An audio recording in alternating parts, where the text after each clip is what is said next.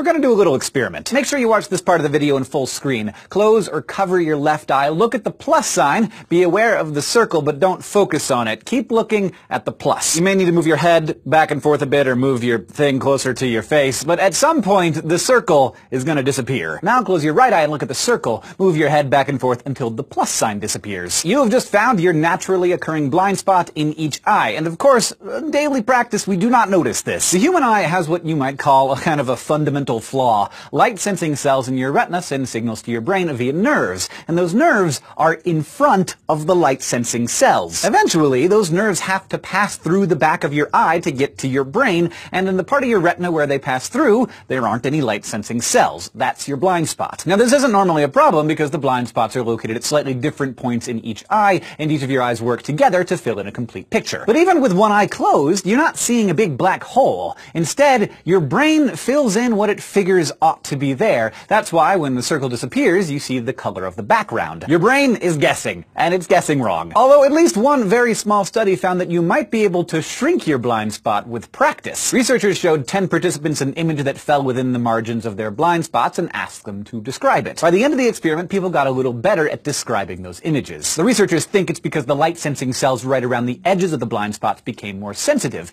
better at picking up and passing on light signals. That's the kind of skill that's probably not gonna ever make any kind of difference in a life or death situation. And humans have had blind spots in their eyes for as long as we've had eyes. But it's a neat way to try and hone your brain if you're into that sort of thing. There is a different kind of creature, though, that just completely avoids this problem. Cephalopods, like octopuses and squids, have their nerves behind their light-sensing cells, so there's no need for them to have a blind spot. Why did we not do it that way?